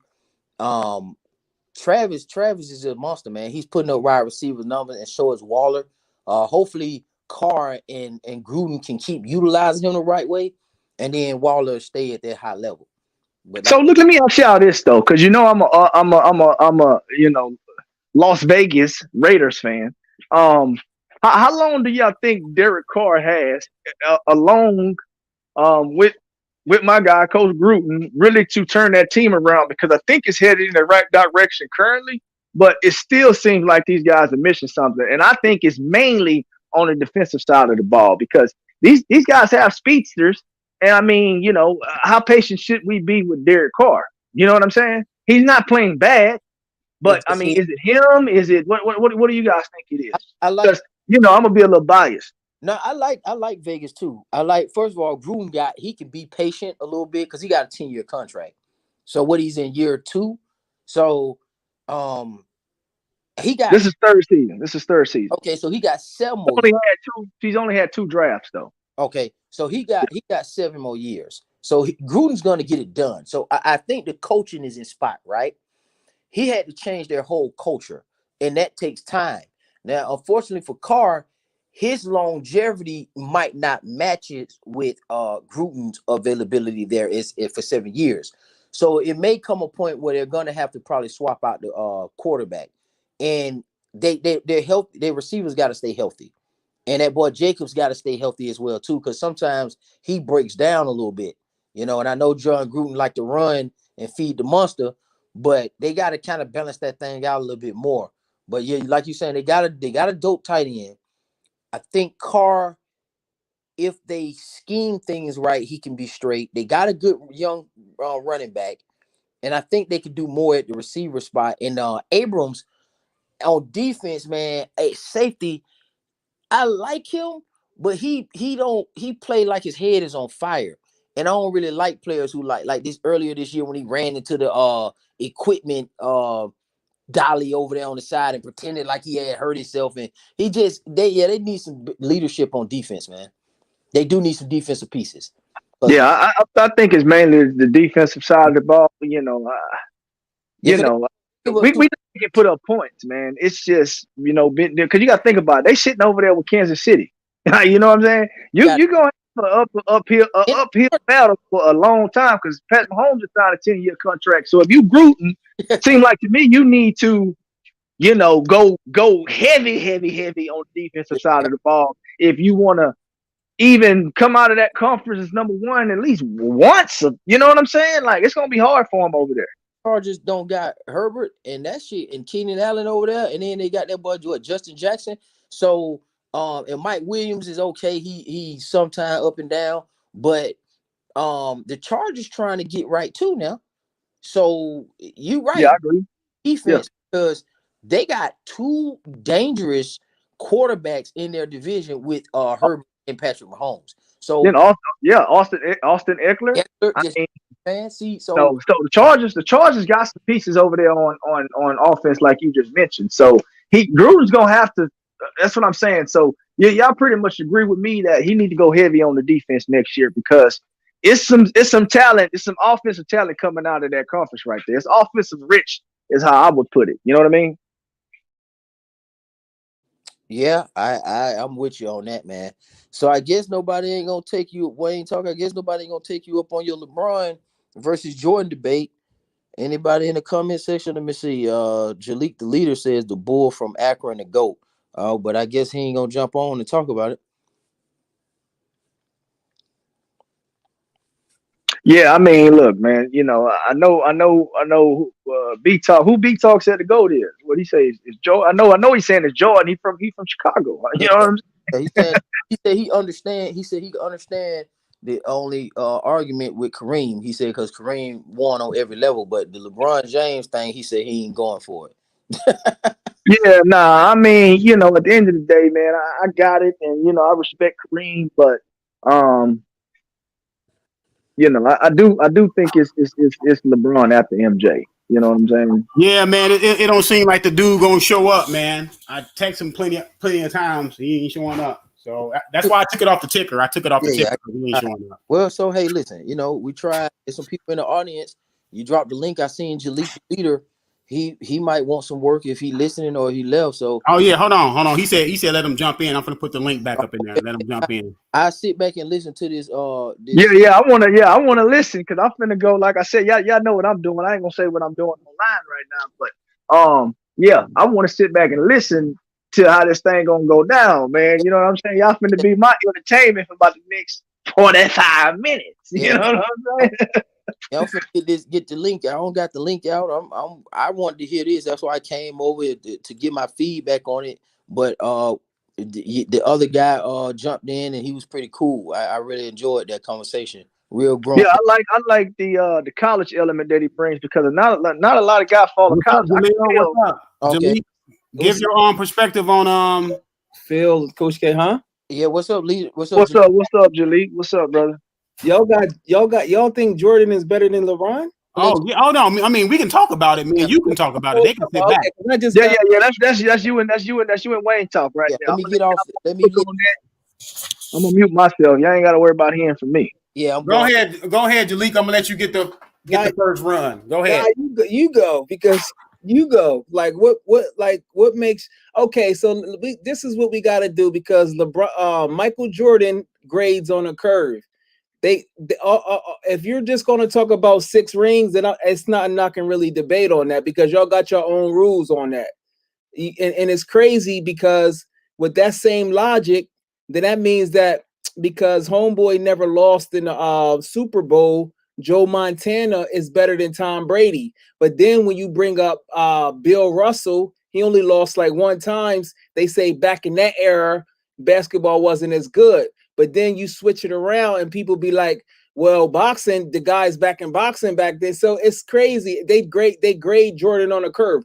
Jordan is a great basketball player, but he can't fuck with the boy from Akron. Everything he do, LeBron does better. He's like Jordan mixed with Magic Johnson. Not only that, the impact that he has, man, it's easy. And it's not even just, I'm not even just talking about stats. You got to look at personality, because sports is a mental game. We already seen Michael Jordan is a tyrant. So imagine you got to say, okay, how would LeBron play back in the 80s and the 90s? And how would Michael Jordan, the tyrant, play right now? He's desperate to win. He'll do anything to win, which is cool, but he doesn't know how to turn it off. Imagine him playing with social media. So you got to look at all these different factors. He gambling, like, bro, he controlled the media back then, but now social media light him up. So LeBron is able to handle that better. He passes better.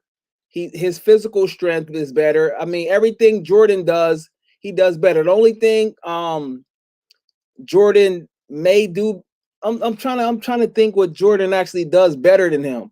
Maybe score more, but even then, if you notice, anytime LeBron wanted to get the scoring title, he can do it effortlessly. His IQ is amazing. And just to top it off, I'm gonna just tell you this. Tupac is the GOAT. Tupac didn't need Dr. Dre to make him the GOAT. He didn't need that. He was messing with the Mexican boy, Johnny J, but still coming up with classics. LeBron don't need his savior, Phil Jackson, to be the GOAT. He need Phil Jackson. People, every time, they never want to bring up his whole career. They got excuses for him. Before Scottie Pippen came and before Phil Jackson came, he wasn't doing shit. And then they make excuses for him. Scottie Pippen done better without Jordan than Jordan did without Scottie Pippen. So you go figure. Now, when LeBron leaves the team, well, guess what happens to him? They get lottery picks 2-3 years in a row.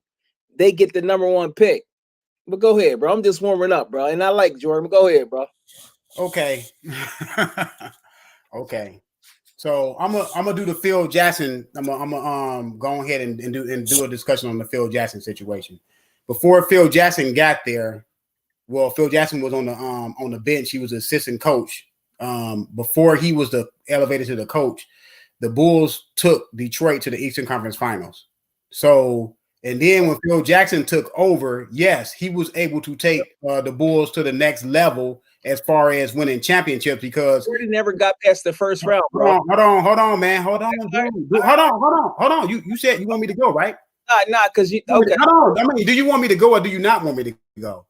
Okay, so do you want to do Jordan playoff history? Yeah, Jordan went to the playoffs his first 2 years, unlike LeBron James. LeBron James didn't make the playoffs his first 2 years. I mean, if y'all want to start talking like that, LeBron James didn't make the playoffs his first 2 years. 2 years Jordan did. So we can talk about that. But like I said, Phil Jackson was able to take Jordan to the next level because he was sitting on the bench and he looked at the games, especially against Detroit, and he seen that Michael Jordan, if you take the ball out of his hands and make him not the center of attention all the time, he can his teammates will be able to be elevated. That's why he came out with the triangle offense, which really was Tex Winter's offense. It's credited to Phil Jackson, but it's Tex Winter's offense. But anyway, he came, put the triangle in, put Michael Jordan in the mid post, had Scottie Pippen playing small forward, point forward to bring the ball up. It's the reason why you want to do that is because Jordan can see where the defense is coming from at all times, at all angles. So you put him in different spots. So yes, Phil Jackson took him to the next level, but Phil Jackson did not win no title before he got on the Bulls team. It ain't like he was coaching the Lakers and he won 3 titles with the Lakers, and then he got on the Bulls and he was able to win titles with the Bulls. Phil Jackson was in the was in another basketball league before he came and joined that Bulls staff. He was not an NBA champion coach. People keep on saying Phil Jackson. Phil Jackson was elevated at him and Michael Jordan elevated each other at the same time. You know how? Because Phil Jackson won his first title with Michael Jordan. Michael Jordan won his first title with Phil Jackson. They elevated each other. I don't know. Look, I don't know how old you are, but I'm 44 years old. I seen all of Jordan career. I seen all of LeBron James career. So, and I know the situation how Jordan was back in the day, and I know the things that happened. So now you want to talk about Jordan as a tyrant and all this stuff. Everybody got different personalities. Jordan was a highly competitive person. We all know that. I know the stories from being in Chicago, him punching teammates and things of that nature, getting on guys. But people fail to realize when Jordan first came to the Bulls, the soccer team in Chicago was more popular than the Bulls. I know the Bears was. I ain't gonna even talk about the Bears, but we had a soccer team that was more famous and more popular than the Chicago Bulls. Jordan came to a practically nothing franchise and built that franchise up to be one of the powerhouse franchises in NBA history. Point blank, period. And you want to say LeBron James is stronger? Okay, he's stronger. He's bigger. He's stronger. He's taller. That doesn't mean he's a better basketball player. You say Jordan can't do nothing better than LeBron James. I dispute that. Jordan is a better defensive player than LeBron James. When Jordan hit the NBA, he was already ready to play defense. He started playing defense from day one. It took LeBron James to his fourth or fifth year before he really started playing defense. Jordan came in the league playing defense. Jordan came in the league playing defense and being one of the best offensive players. The reason why they say Jordan is the best is because not only was he the best offensive player, he was the best defensive player. The man can back his up with a defensive player of the year. In the era where they was giving defensive players of the year largely to the big guys. The big guys was largely getting those defensive players of the year. If you go back and look at it, not very few perimeter players were getting it back then. They were largely going to the big man because it was the big man era. Jordan dominated in a big man era when it was you had to have a center to win a title. The only player other than Michael Jordan that didn't have a dominant center and won a championship back then was Isaiah Thomas. Isaiah Thomas had a very talented front court. He had Bill Laimbeer was one of the first stretch fours. Bill Laimbeer was one of the guys that was I don't know if you ever seen Bill Laimbeer play, but he was shooting threes as a stretch four back then. The offenses that they are playing now with the stretch fours, he was doing that back then. Like I don't understand. They had Rick Mahorn. They had Dennis Rodman in his prime. They had a talented front court. Jordan came on the Bulls and had to build that team up. He built the team up. They had a bunch of dope heads, crackheads on the team, and he got all those guys out of there. They drafted Scottie Pippen. People want to talk about Scottie Pippen. I know how Scottie Pippen used to play when he first came to the Bulls. He was anemic on offense. Now, he was ready to play defense day one, but Scottie Pippen offense was terrible for the first 2-3 years. And people will say, well, he didn't make the playoffs. He didn't get out the first round until Scottie Pippen came there. Go look at Scottie Pippen numbers in the first 2 years of those playoff runs. You tell me if Scottie Pippen was a dominant player. Scottie Pippen didn't really become a dominant player to like I'm going to say like 90, 91. Because in 90, Scottie Pippen had a migraine on a bench versus Detroit Pistons, and everybody in Chicago was angry with him. And we knew the reason why he had a migraine. We knew that the pressure was too much for Scottie Pippen. Years later, now Scottie Pippen coming out and saying, yeah, I couldn't handle the pressure. The pressure was too much for me. But us in Chicago, we knew that the pressure was too much for him because Detroit was beating him up like they was beating Michael Jordan up physically, but they never beat Michael Jordan up mentally. And you want to talk about all mentally and all that? LeBron James got too many mental collapse in his career for me. Against Dallas Mavericks, where was he at against Dallas Mavericks? You know why LeBron James struggled in that game versus Dallas is because he cannot play without the ball. Michael Jordan can play without the ball because before Phil Jackson got there, he showed you he could play with the ball. And when Phil Jackson got there and took the ball out of his hands, large portions of the game, he showed you he could play without the ball. LeBron James, the reason why they lost that finals is because LeBron James could not play without the ball. So therefore, if D Wade the next year had to tell him, man, it's your team, it's your ball, go ahead and run the team. And he was more comfortable because he has to play the LeBron James system. The LeBron James system. If you don't play the LeBron James system, he's going to be lost. So he's a great player, no doubt about it. He's one of the greatest players, of all times. But if you want to talk about his impact on the NBA, Jordan had a bigger impact on the NBA than LeBron James is walking in the path that Jordan built. Jordan built Nike. Before Jordan, Nike was nothing. Nike was just a track shoe that people wore every so often. Adidas ran and Converse ran the NBA before Michael Jordan showed up. So the shoes and stuff that LeBron James was able to bring out through Nike and all these players, they can thank Michael Jordan for taking it to the next level. They can thank Michael Jordan for taking the NBA to the next level. He took it global. Michael Jordan took it global, and nobody has taken it further since. LeBron James has not taken the torch and took the NBA to newer heights. Actually, the NBA is losing ratings under LeBron James' watch. You can go. So, okay. So I still the people that on the playback still want to know why Michael Jordan was never able to win a playoff game until, like I said, his saviors came. You try to downplay Scottie Pippen, but it's kind of strange that as soon as they drafted Scottie Pippen, and I believe that's the 87 draft with another gentleman, I think he got traded. I think he was drafted by Seattle. I think Horace Grant was also in that draft. Horace Grant was also in that draft. Yes, exactly. You're right. So they magically was able to win, but prior to that, he couldn't win nothing. And just so magically, if you notice, when he's with the Wizards, he's supposed to be the GOAT, but he can't even make the fucking playoffs. And then people gonna make excuses for it. If you the GOAT, you can't even make the playoffs in the Eastern Conference, not even the 8th seed. And then people, once again, they make up some excuses crazy. They make up excuse about his injuries. How you not at least make the playoffs, bro?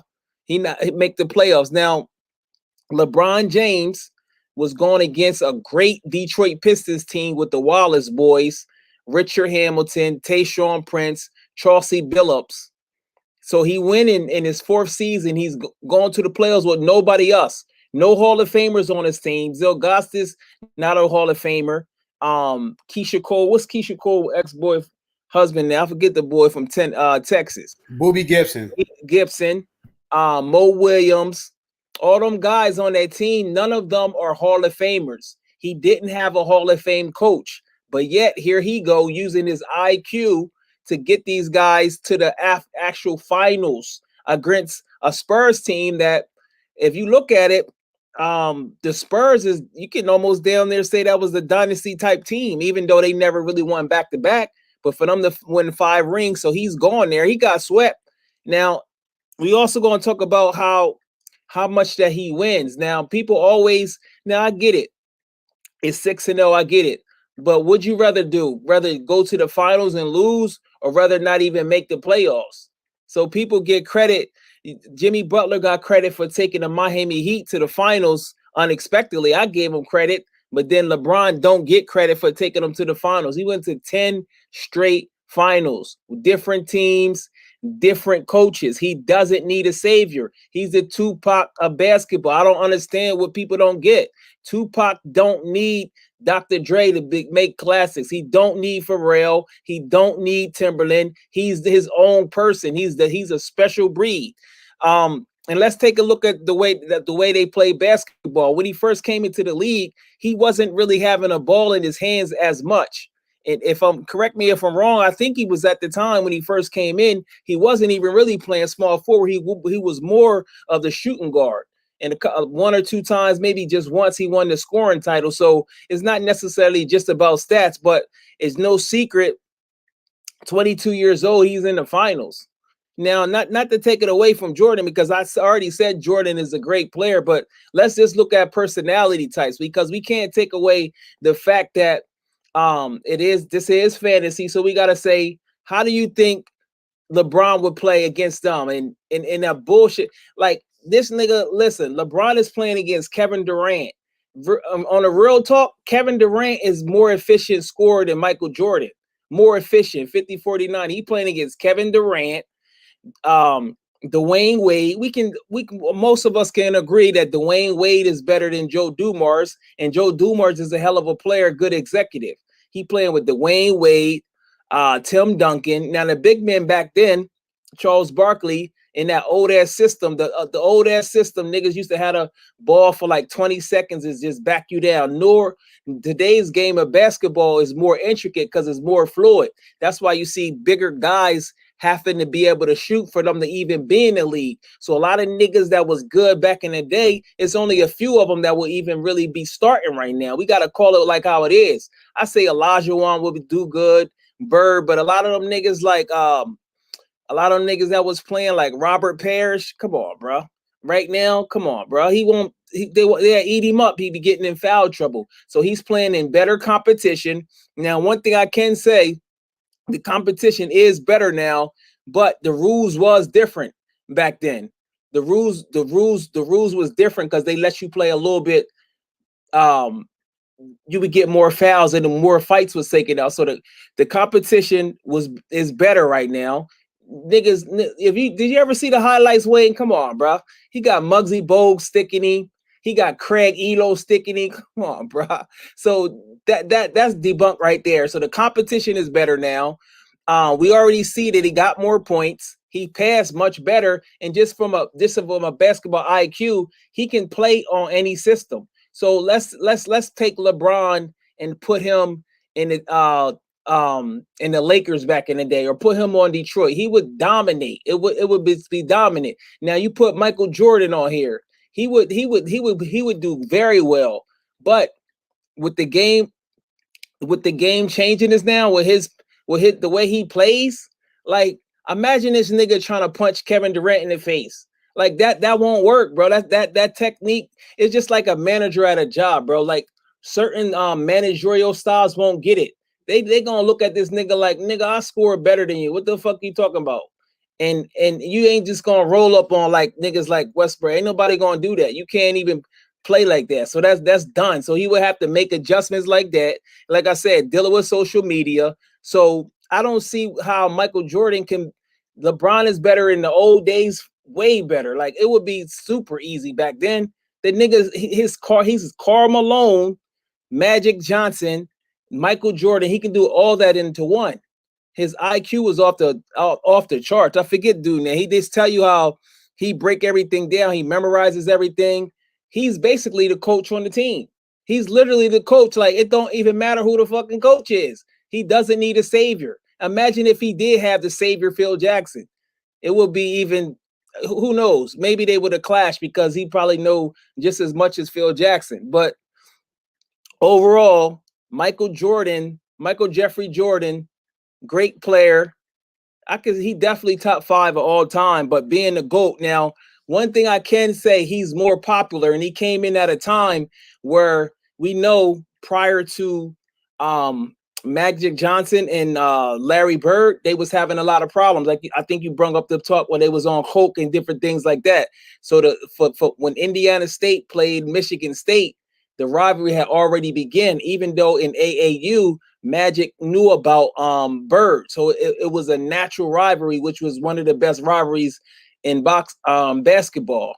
So as they was fading out, Michael Jordan was coming along, and they done a hell of a job marketing. You got to give it to Jordan in a sense. Their marketing and the way they structured everything behind Jordan was phenomenal. And that's why you see people standing in line to buy Jordans, because a lot of people, that's what they do. Jordans is just part of the culture. And you know how we blacks feel about sneakers. So I give them that part, but that doesn't mean that you're a better player. Now we look at certain things that LeBron has impacted. None of these guys is perfect, but a lot of these guys, LeBron is teaching people how to go beyond just Jordan is a businessman, but what I never really seen what Jordan did for other people. Like, why the fuck he ain't try to give Scottie Pippen a contract? This nigga is selfish, but like you seen the thing. Why he ain't try to give him a contract? What type of nigga is that? He's supposed Are you asking me a question? No, you can fit it. Let me go. Oh, okay. You write your notes down, Wayne. I know you from Chicago and you supposed to rep for your team. Like, why the fuck he ain't try to give him a contract? What type selfish nigga is that? Like, ain't nothing cool about being selfish.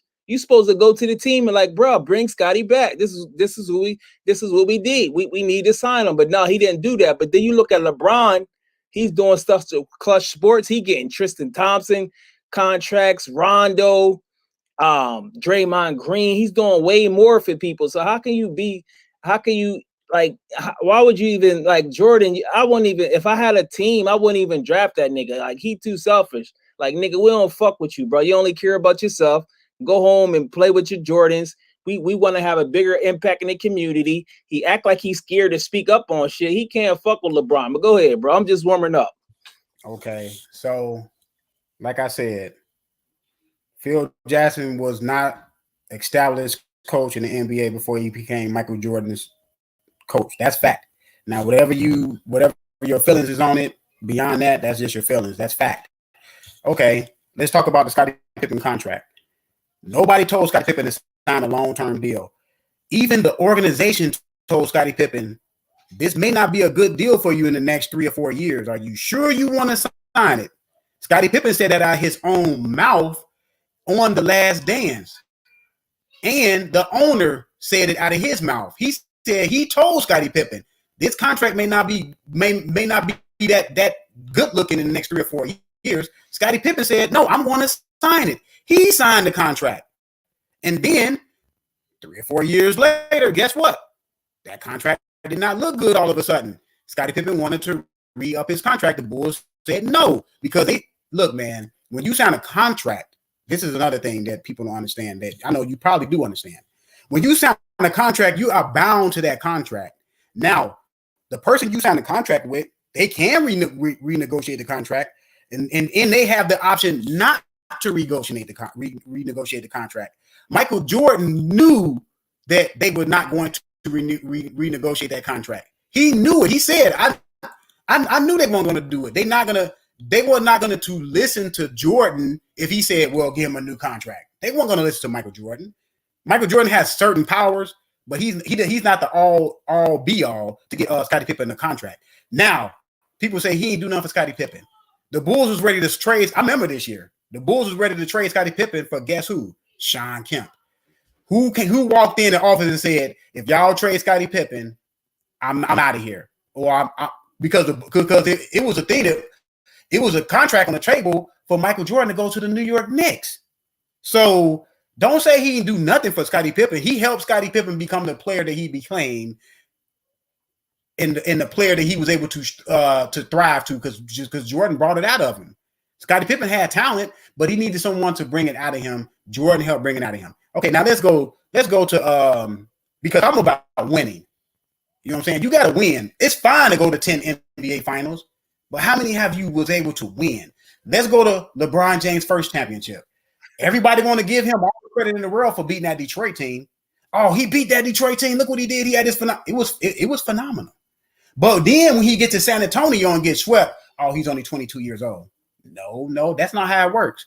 Because when you sign that NBA contract, I don't care if you was 18 years old, you are saying that you are ready to play in the NBA, that you are ready to skip college and you're ready to play in the NBA. That means when you get in the NBA, you're looked at like everyone else. When it's now we do get you do get a process, because everybody get a process run to where they have to build themselves up to challenge for a title. Now at 22, by the time LeBron James was 22, he was 4 years in the league. That is early going to win a title, to go into the finals. I give you that. I give LeBron James credit for getting that team to the finals, because that was not a very talented team. He willed that team to the finals. He gets a lot of credit for that. But you can't come to me and say he got swept and he's young. No, that's not how it worked. The San Antonio Spurs swept him.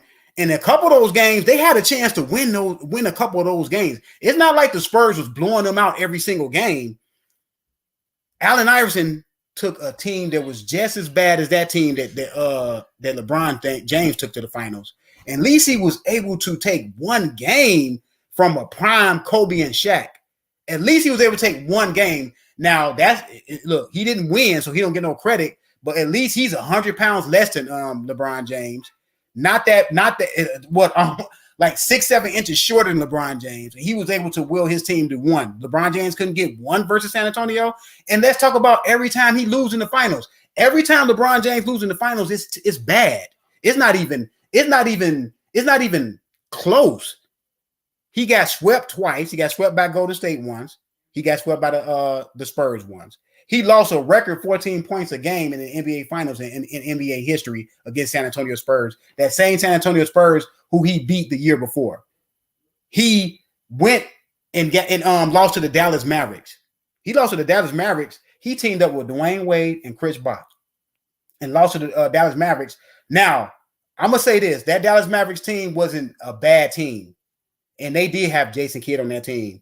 Even though Jason Kidd was not the Jason Kidd that was with the Nets, he had kind of reformed his game. He was more of a 3-point shooter. He was more of a he was still a facilitator, and he still played good defense. So Jason Kidd was a really good player, but that Miami Heat team should have beat that Dallas Mavericks team. And I'm gonna go back to it again. The reason why they was not successful against the Dallas Mavericks is because LeBron James was lost. He could not play without the basketball. And if you want to be a complete player, even at that time, he wasn't.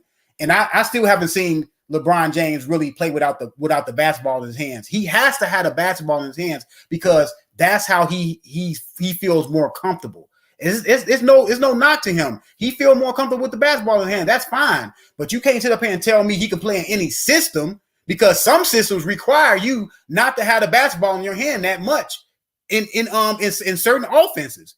Allied the Golden State offense. The Golden State offense is the offense that not predicated on guys dominating the ball.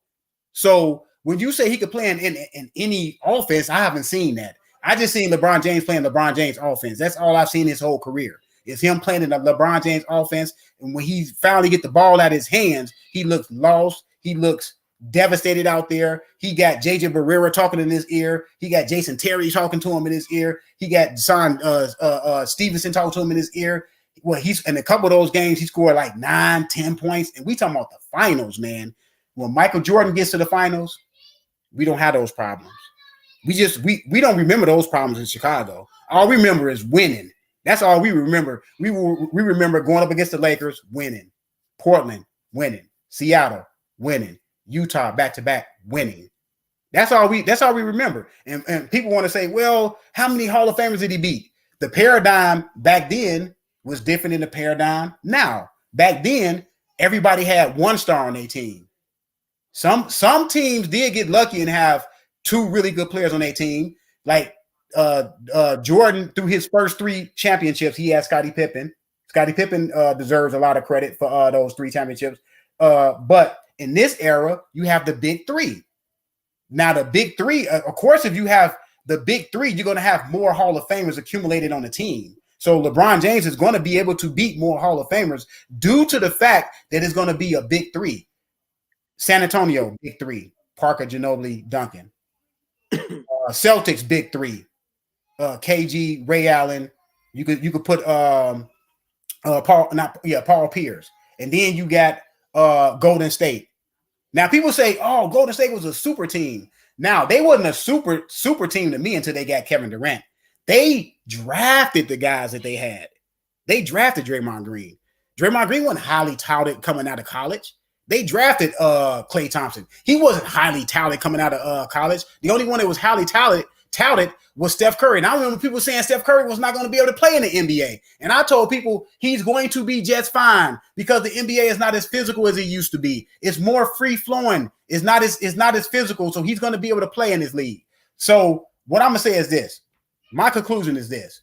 When I look at these two guys play basketball, Michael Jordan is the better basketball player, mentally and physically. Because I never seen Michael Jordan get beat up mentally the way I seen LeBron James get beat up mentally versus Boston in one of those series and versus the Dallas Mavericks in the series that they played. He was beat up mentally in that series. That's why they lost. So Michael Jordan, to me, played basketball better than LeBron James.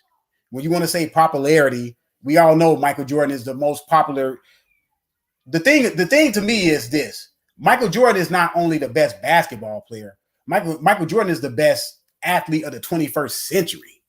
Michael Jordan is on. He transcends basketball. Michael Jordan is on another level. Michael Jordan. No, hold on. I'm not done. Michael Jordan is. Hold on. Let me finish. Michael Jordan is on the same line as Babe Ruth. They are mythical figures, so they never gonna be off the Mount Rushmore. You're not gonna knock Michael Jordan off the Mount Rushmore. For one, he won, because if Michael Jordan did not win, then you will have a case. If Michael Jordan did not win, and I'm sitting up here talking about Michael Jordan like this, and he only won like 2 and 3 titles, you will have a case. The man won at the pinnacle every time. Michael Jordan teammates never had to walk off the field, walk off the basketball court with their heads held down. Michael Jordan never have to discuss why he lost NBA Finals. Never. He don't have to give an explanation on why he lost, because he won every single time. And you can't take it away from him. Nobody can take away from the fact that man, and he validated with winning the NBA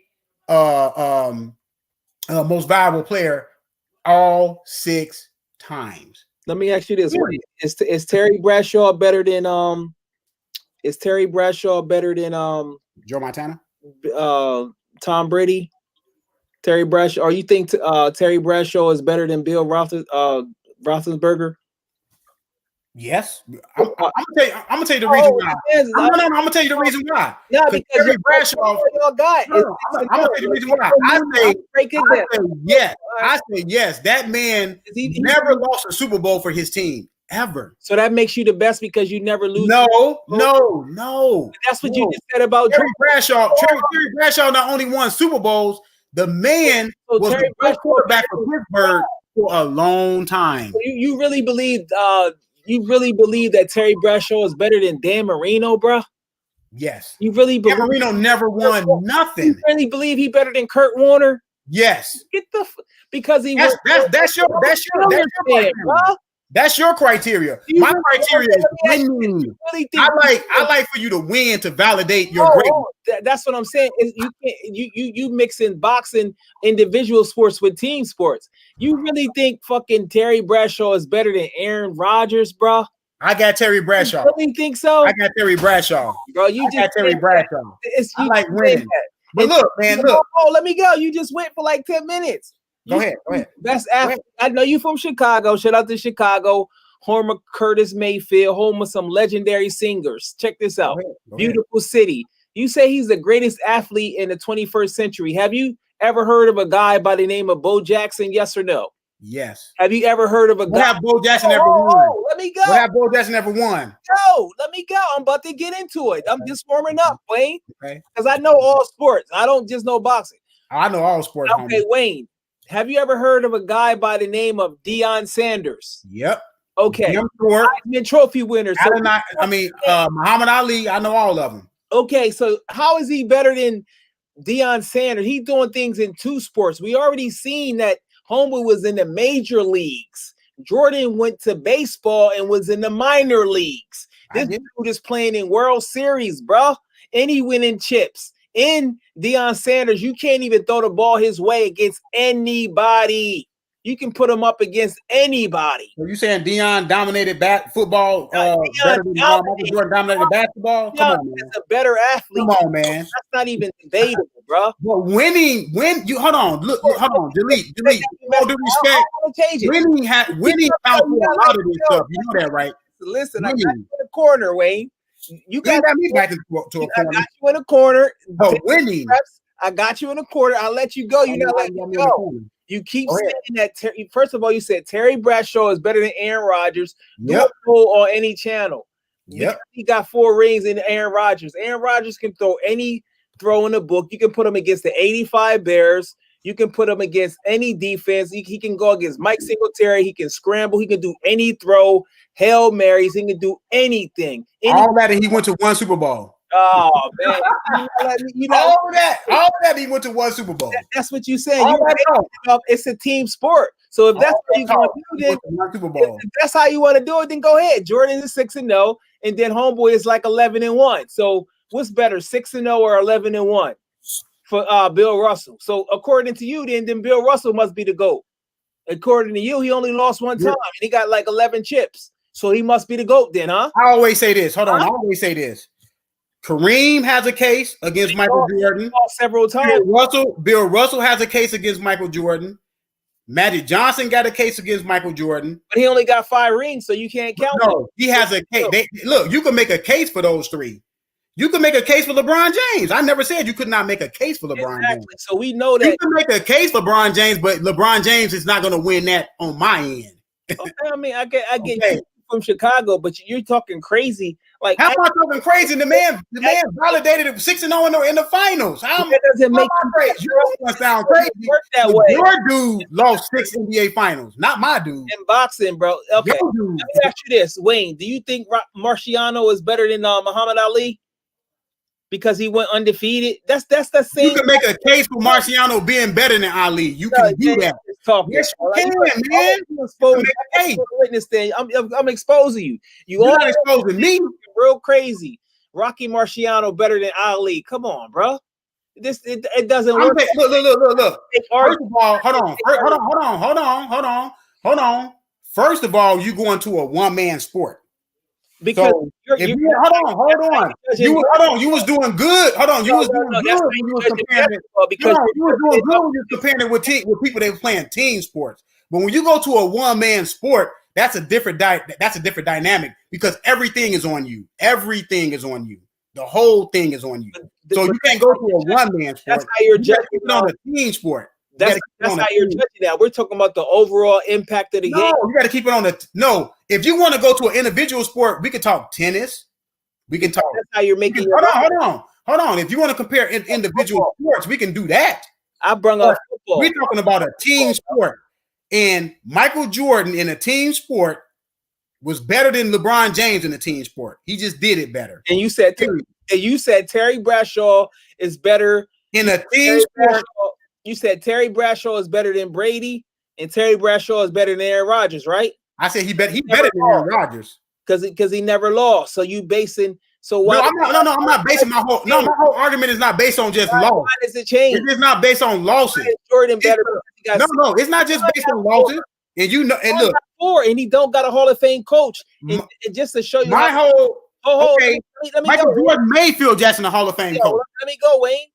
Phil Jackson won 5 chips without Michael Jordan. That goes to show you Phil Jackson win more than Jordan does him. That's a fact. He won 5 chips without Michael Jordan, bruh. He wouldn't have been a Hall of Famer without Michael Jordan. LeBron doesn't need a savior coach to be the GOAT. The boy from Akron, better passer. He can get along with different personalities better. All that makes a difference because what you bring to the table, it's like chemistry, bro. Certain chemicals, you ever been in chemistry class? I don't know if you took it in school or college or whatever. Certain chemicals don't mix. So a person's personality, if you can blend with different personalities, King James can mix with different personalities. That Michael Jordan personality, where the nigga, he think he the big, that don't mix today. Niggas score better than him. Niggas, listen. And let's talk about competition. Is Craig Elo better than Dwayne Wade? Let's talk about Muggsy Bogues. Like these. Is Magic Johnson better than Dwayne Wade? Is Magic Johnson better than Dwayne Wade? Magic Johnson is okay. Is Isaiah Thomas better than Dwayne Wade? I don't know. Oh, come on, man. I said, ho. Dude. Let's think about it. Okay. I mean, but look. But look, hold on. Let me say this. Hold on. Let me say this. Every time I got this because each era has great players. Before we go down this road, each era has great players. No doubt. To kill Jordan. Hold on. Each era has great players. But I can say this too. Each era has different rules. The rules have loosened up in this era. The game is more free flowing. Hold on. The game is more free flowing. They took the center largely out of the game. So you have nobody really challenging nobody at the rim. When Michael Jordan was driving to the rim, he had to beat three and four guys at the rim. No. If you driving to the rim now, you just got to beat your man, and you may have one man waiting on you. Bro. You don't have the power forward waiting. You can't play on the perimeter. You don't have a center waiting on you because largely no teams have a center. But look, this was a great This was hold on, Jaleel. This was a great debate. I'm gonna have to close it down because I've been here for 2 hours. I was on here an hour before you got here, but it's all good, bro. Great spirited debate. I want you to come back though. I want you to come back and we can talk about other sports too. I want you to come back. I give you a rematch, bro. You listen, bro. I was just cooking up. It's all good though, bro. Thanks for having me on, Coach K, Phil, everybody on the playback game. Come back though. Come back though. You'll get it though. All right, bro. All right. Yep. All right. Peace, fellas.